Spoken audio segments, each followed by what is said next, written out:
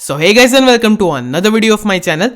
तो स्पाइडरमैन पूरे वर्ल्ड का सबसे ज्यादा पॉपुलर सुपर हीरो है और इसलिए स्पाइडरमैन के पीछे की साइंस को हर कोई समझना चाहता है। हर कोई ये जानना चाहता है कि क्या स्पाइडरमैन रियल लाइफ में एग्जिस्ट कर सकता है। आपको भी ये क्वेश्चन तो कभी ना कभी हुआ ही होगा कि अगर आपको किसी रेडियो एक्टिव स्पाइडर ने काटा तो क्या आप स्पाइडरमैन बन जाएंगे। और भी बहुत सारे सवाल है, जैसे कि हमने देखा स्पाइडरमैन की स्पाइडर सेंस कितनी स्ट्रांग है, उसने मिस्टीरियो को हराया था और नो वे होम में तो उसकी सोल उसकी बॉडी के बाहर थी, फिर भी उसकी स्पाइडर सेंस काम कर रही थी, तो ये चीज कैसे पॉसिबल हुई। या फिर हमने देखा स्पाइडरमैन के वेब शूटर्स कितने स्ट्रांग है, वो कितने हाईटेक है। तो क्या ये सारी चीजें रियल लाइफ में पॉसिबल है, इसके बारे में आज के वीडियो में आपको कहीं सारी इन्फॉर्मेशन दूंगा और स्पाइडरमैन के पीछे की पूरी साइंस को हम समझने की कोशिश करेंगे। इसी के साथ साथ एक बहुत इंटरेस्टिंग फैन थियरी भी है कि क्योंकि नो वे होम में हमने देखा कि ऑस्कॉर्प तो एमसीयू में एग्जिस्ट ही नहीं करता, तो आखिरकार स्पाइडरमैन एमसीयू में कैसे बना, उसकी ओरिजिन भी हमें नहीं देखने को मिली। और एक फैन थियरी ऐसी है जो कि कहती है कि टोनी स्टार्क ने स्पाइडरमैन को बनाया था, तो उस फैन थियरी को भी पहले डिस्कस किया जाएगा। तो ओवरऑल वीडियो में काफी सारी इन्फॉर्मेशन होने वाली है, वीडियो क्रेजी जाने वाला है। वीडियो को बिल्कुल एंड तक देखना without wasting any more time. चलिए वीडियो को शुरू करते हैं।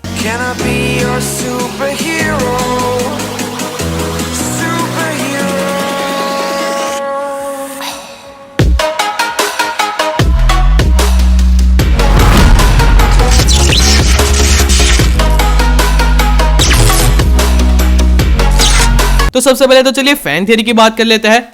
तो आपको याद ही होगा नो वे होम का वो सीन जहां पे ग्रीन गॉब्लिन यानी कि नॉर्मन ऑसबॉर्न आंट मे के पास आता है और उसे अपनी प्रॉब्लम्स कहता है कि वो अचानक से ही एक नए यूनिवर्स में आ गया और इस यूनिवर्स में ना ही उसका घर था ना ही उसकी कंपनी थी, यानी कि ऑस्कॉर्प जहां पे उसके यूनिवर्स में एग्जिस्ट करता था वो एमसीयू में नहीं है। इनफैक्ट एमसीयू में ऑस्कॉर्प नाम की कोई कंपनी ही नहीं है। तो यहाँ पे एक बहुत बड़ा क्वेश्चन खड़ा हो जाता है कि स्पाइडरमैन का ओरिजिन ही यही है कि वो ऑस्कॉर्प में जाता है, वहां पे एक रेडियोएक्टिव स्पाइडर उसे काट देता है और फिर उसे अपनी स्पाइडरमैन की पावर्स मिलती है। तो अगर एमसीयू में ऑस्कॉर्प ही एग्जिस्ट नहीं करेगा तो स्पाइडरमैन को उसकी पावर्स मिली कैसे। तो यहाँ पे एक बहुत ही इंटरेस्टिंग फैन थियरी निकल के आती है जो कि कहती है कि यहाँ पे एमसीयू में ऑस्कॉर्प तो एग्जिस्ट नहीं करता, पर एमसीयू में भी एक ऑलरेडी एक बड़ी कंपनी है साइंस से रिलेटेड जो कि साइंस को लेकर कहीं सारा एक्सपेरिमेंट करती है और ऑलमोस्ट एमसीयू की सारी टेक रिलेटेड चीजें इसी कंपनी से जुड़ी हुई है और एक कंपनी है स्टार्क इंडस्ट्रीज। तो जिस तरीके से बाकी स्पाइडरमैन के फ्रेंचाइज में और कॉमिक्स में स्पाइडरमैन ऑस्कॉर्प में जाता है अपने साइंस फेयर या फिर एक साइंस एग्जीबिशन देखने के लिए, बिल्कुल इसी तरीके से एमसीयू में स्पाइडरमैन जाता है स्टार्क इंडस्ट्रीज और वहां पे स्टार्क इंडस्ट्रीज ने रेडियो एक्टिव स्पाइडर्स को डिजाइन किया है जिसमें से एक पीटर को काट लेता है। तो यहाँ पे ऑस्कॉर्प की जगह स्टार्क इंडस्ट्रीज ने ये चीज की है। और हाँ, टोनी को भी पता होता है कि इस तरीके से एक स्टूडेंट आया था जिसे रेडियो एक्टिव स्पाइडर ने काट लिया है, पर क्योंकि अगर इस चीज को ओपनली रिलीज कर दिया जाता है और मीडिया को पता चलता है तो उस किड की लाइफ भी डिस्ट्रॉय हो सकती है, साथ ही साथ कंपनी में भी एलिगेशंस आता है।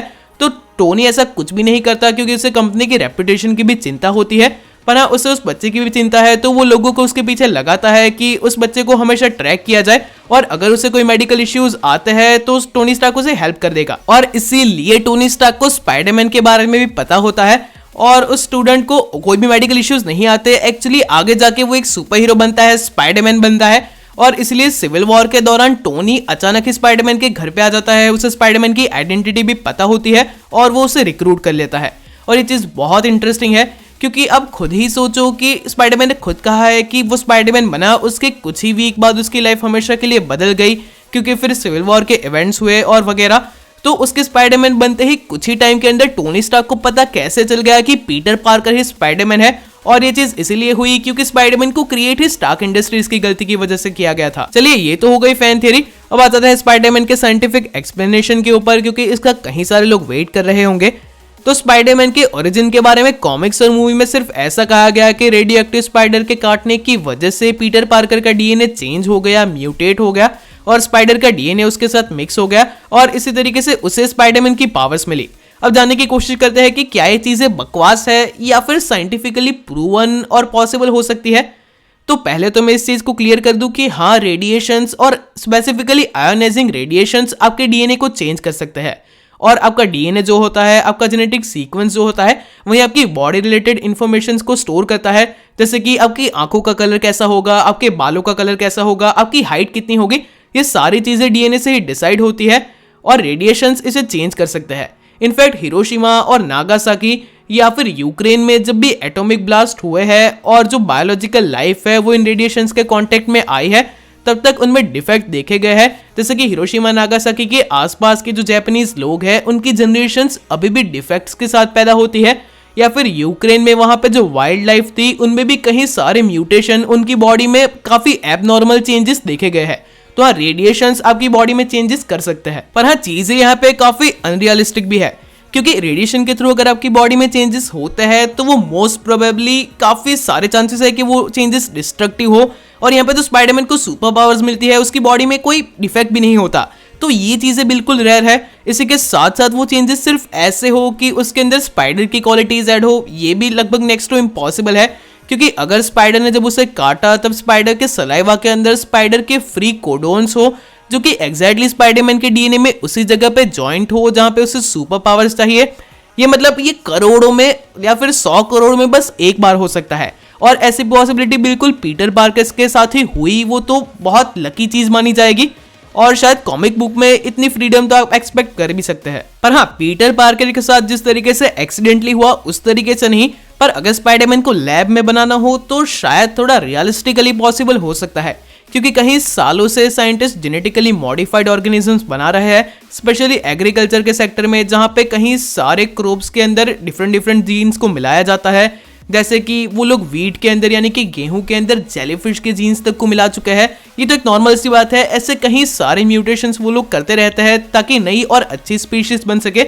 और रिसेंटली तो हमें ऐसे भी न्यूज़ सुनने को मिले थे कि जापान वाले ह्यूमंस के अंदर भी ये म्यूटेशंस करने की कोशिश कर रहे हैं, किसी और जीव के डीएनए को मिला के एक बेटर ह्यूमन बनाने की कोशिश कर रहे हैं। ऐसा ही सेम हमने जुरासिक वर्ल्ड की फैंटेसी मूवी में भी देखा है, जहां उन्होंने इस तरीके से एक डायनासोर बनाया था जो कि कितना डेंजरस था, हमने देखा था। तो हाँ, ये चीजें थोड़ी सी पॉसिबल है और ये चीज की जा सकती है। और यहाँ पे मैं अपनी सेकंड पॉसिबिलिटी के ऊपर आता हूँ कि एक random radio active spider Peter को बाइट करे और उसके पास स्पाइडरमैन की पावर्स आ जाए। ये तो शायद इम्पॉसिबल ही है, पर हाँ ऐसा हो सकता है कि उस स्पाइडर को उसी तरीके से डिजाइन किया गया हो कि उसके काटने पर उस पर्सन के अंदर स्पाइडर की पावर्स आए। और जैसे कि आगे जाके कॉमिक या फिर कार्टून में भी हमें दिखाया जाता है कि वो एक स्पाइडर आर्मी बनाना चाहता था, यानी कि नॉर्मन ऑसबॉर्न चाहता था कि वो स्पाइडर पावर्स वाले सोल्जर्स बनाए, तो उन्हीं के लिए इन स्पाइडर्स को डिजाइन किया गया हो और इसलिए एग्जैक्टली पीटर पार्कर को स्पाइडरमैन की पावर्स मिली। तो एक लक नहीं था बल्कि वेल डिफाइंड एक्सपेरिमेंट था। तो इस बात का कंक्लूजन बस इतना सा है कि स्पाइडरमैन को प्रैक्टिकली बनाना बहुत डिफिकल्ट है, पर अगर टोनी स्टार्क जैसा कोई जीनियस जिसने लिटरली टाइम मशीन बनाई थी, या फिर डॉक्टर ऑक्टोपस जो कि शायद ग्रीन गॉब्लिन के साथ मिलकर एक स्पाइडर आर्मी बनाना चाहता हो और उसी ने रेडियो एक्टिव स्पाइडर्स को डिजाइन किया हो, तो हाँ इंजीनियर्स के लिए ये चीजें पॉसिबल हो सकती है। चलिए आवाज आता है स्पाइडरमैन के स्पाइडर सेंस के ऊपर, क्योंकि स्पाइडरमैन की स्पाइडर सेंस किस तरीके से काम करती है ये जानना भी सुपर इंटरेस्टिंग है। तो हाँ, स्पाइडर्स भी स्पाइडरमैन की तरह ही स्पाइडर सेंस को पजेस करते हैं, पर ये कुछ भी मेंटल नहीं है।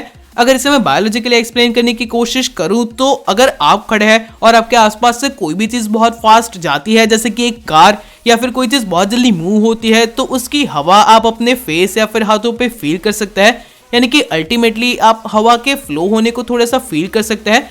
तो बिल्कुल इसी तरीके से स्पाइडर्स की बॉडी में भी ट्राइकोबोथरिया नाम के एक टाइप के हेयर्स होते हैं जो कि बहुत ज्यादा डेंसिटी में होते हैं। इवन ह्यूमन के कंपेयर में भी उनके पास बहुत ज्यादा हेयर्स होते हैं, उनकी पूरी बॉडी ही हेयर्स से भरी हुई होती है, जो कि हवा में हो रहे छोटे से छोटे मोशन को डिटेक्ट कर सकते हैं। यानी कि आप तो सिर्फ एक जल्दी जा रही कार को ही डिटेक्ट कर पाते हैं जो कि आपके बिल्कुल नजदीक से जाती है, पर स्पाइडर्स के हेयर इस तरीके से काम करते हैं कि उनके आसपास जो पूरा एनवायरनमेंट है वो उसे लेकर कॉन्शियस होता है। अगर उस एनवायरनमेंट में कुछ भी छोटा सा चेंज होता है, कुछ भी मोशन आता है, तो वो उन्हें डिटेक्ट कर सकते हैं। आपने शार्क्स के बारे में भी ऐसा सुना होगा कि अगर पानी में एक छोटे से ब्लड की बूंद भी जाती है तो शार्क्स उन्हें सूंघ पाती है, उसे डिटेक्ट कर पाती है। बिल्कुल इसी तरीके से स्पाइडर्स भी अपने इन हेयर्स की मदद से हवा में हो रहे छोटे से छोटे बदलाव को, उसके प्रेशर के चेंज को डिटेक्ट करते हैं और अपने आसपास के एनवायरनमेंट में जो भी मूवमेंट है उसे देखते हैं। और अगर आप स्पाइडर को हिट करने की कोशिश करोगे तो आपका हाथ स्पाइडर के ऊपर पहुंचेगा, उससे पहले उसे डिटेक्ट वो कर लेगा कि मेरे आसपास कोई मोशन हो रहा है जो कि मेरे नजदीक आ रहा है, और वो अपने आप को डिफेंड करेगा। तो इसी तरीके से स्पाइडर सेंस काम करती है। और हाँ, जो लोग ये पूछ रहे थे कि अपनी सोल अपनी बॉडी के बाहर होने के बावजूद पीटर पार्कर ने उस क्यूब को डॉक्टर स्ट्रेंज से डिफेंड कैसे किया, तो इसका राज भी स्पाइडरमैन के स्पाइडर सेंस के पीछे ही है। और हाँ, आपके पास भी ऐसी कई सारी सेंस होगी जो कि आपके रिफ्लेक्सेस के साथ जुड़ी हुई है। एक्चुअली होता ऐसा है कि अगर आपके सेंसेस कुछ भी डिटेक्ट करती है तो वो मैसेज दिमाग के पास जाता है, आपका ब्रेन ये डिसाइड करता है कि उसे कौन सा रिस्पॉन्स देना है और फिर आप चीज़ों पे रिएक्ट करता है।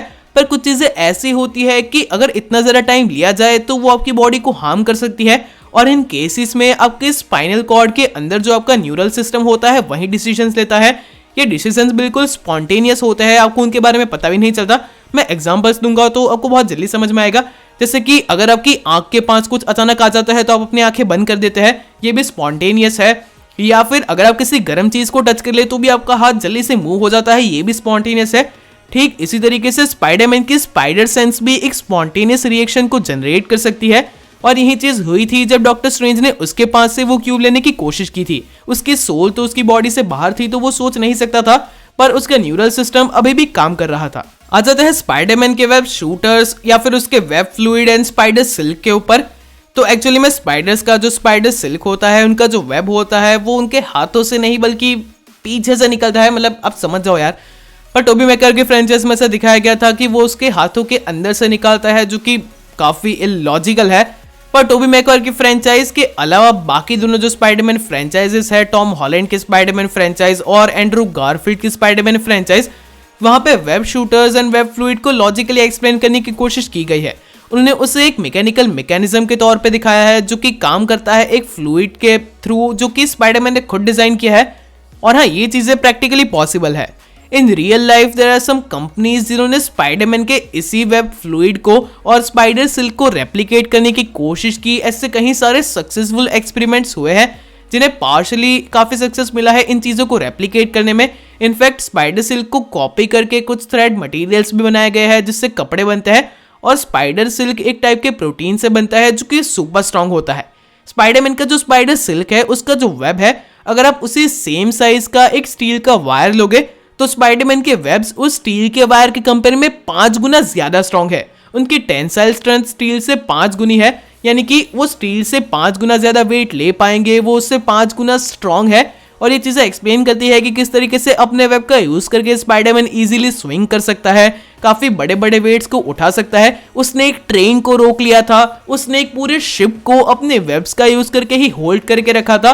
तो हाँ, लिटरली अगर स्पाइडर के वेब्स बनाए गए ना तो वो इतने ही स्ट्रांग होंगे। हाँ, पर एक चीज तो मुझे अभी भी सरप्राइज करती है कि अपनी हाई स्कूल में जब हम इतने अपने असाइनमेंट्स करने में भी स्ट्रगल करते थे, तब ये बंदा इतना स्मार्ट था पीटर पार्कर की उसने एक छोटे से मैकेनिज्म के अंदर अपने वेब फ्लूइड को डिजाइन कर लिया और उसे फिट कर लिया, जिसे बनाने के लिए अभी भी बड़े बड़े इंजीनियर्स और कंपनीज ने काम किया है।